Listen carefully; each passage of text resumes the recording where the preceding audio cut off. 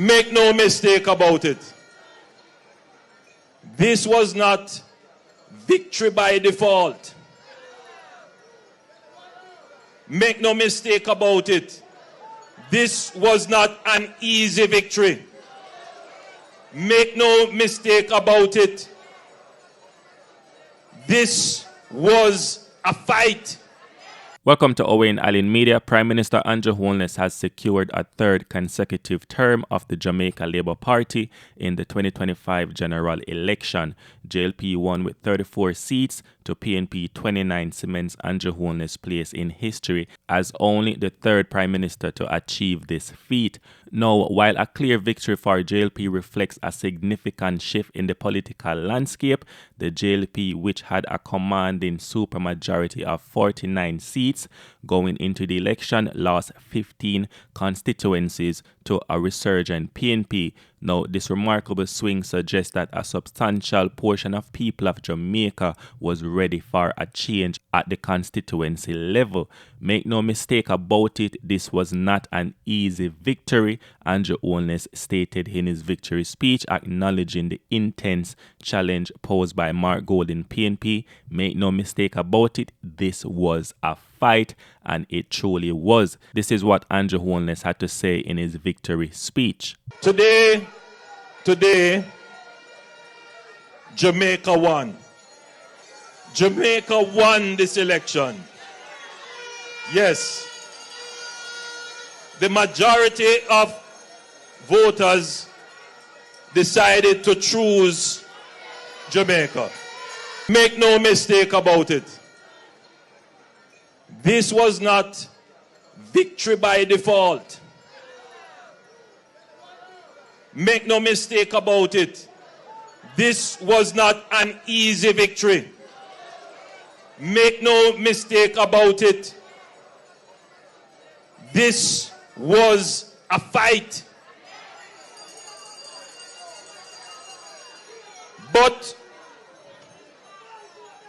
we did not descend my political organization. We did not descend to the gutter to fight. We did not seek to trick the people to win. We did not seek to tear down anyone to lift up ourselves.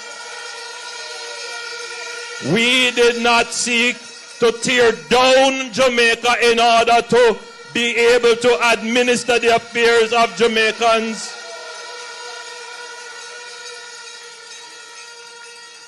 We ran a clean, disciplined, focused, well-organized campaign.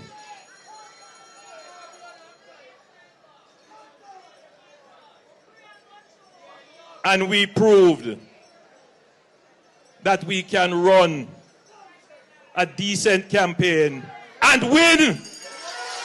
And that is how Jamaica has won. They not like us. They not like us. They not like us. That is how Jamaica wins. Our democracy by this election is proven to be intact. There are those who are trying to seed a view that the mere fact of a third term is a threat to democracy. There are those who are trying to carry the idea that regardless of how well a government performs and merits to be re-elected, it shouldn't happen because somehow that is a threat to democracy. Well, today has dispelled that because we went through the toughest battle in any democratic society in the region to stand here and say we will be the government for the third time. First of all, I think it's my duty as a believer in democracy to acknowledge and concede the result and to congratulate our opponents, the Jamaica Labour Party, for their victory tonight. So, congratulations to Mark Golding on a hard-fought victory. The dramatic gains by the PNP, led by a tenacious Mark Golding, highlight a Jamaica that was fed up with their current members of parliament and hungry for a new direction. The 15 seats flipped by the PNP from the JLP demonstrate a powerful pushback against the status quo in those constituencies, even as the JLP, as a whole regain control of Jamaica. The people were ready for a change, and this is a wake-up call and a message: work for the people or just go. So Mark Golding congratulated the JLP on their victory and expressed his disappointment, but also his belief in democratic process. It's my duty as a believer in democracy to acknowledge and concede the result and congratulate our opponents. Jamaica democracy is important and we must cherish it. Sometimes it brings bitter disappointment, but it is very, very important that we put democracy ahead of all those feelings, and I accept the result of these elections. This is what Mark Golding had to say. People of Jamaica who are listening, watching, first of all, I think it's my duty as a believer in democracy to acknowledge and concede the result and to congratulate our opponents, the Jamaica Labour Party, for their victory tonight. Jamaica's democracy is important and we must cherish it. Sometimes it brings bitter disappointments. Sometimes those disappointments are laced with a tinge of a sense that not all is fair and just, but it is very, very important that we put democracy ahead of all of those feelings. And I accept the result of these elections. And although obviously I'm very disappointed in the outcome, I think it is only correct to expressly acknowledge the success that our opponents have managed to gain today. I want to thank a lot of people. And first of all, I have to thank the comrades and supporters of South St. Andrew for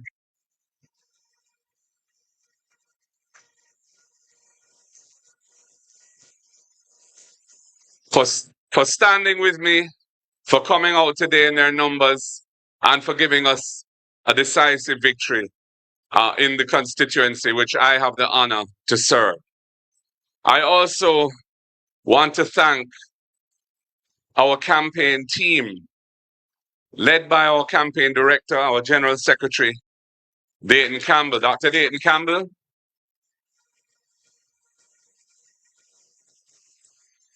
Also a newly minted member of parliament. Congratulations to him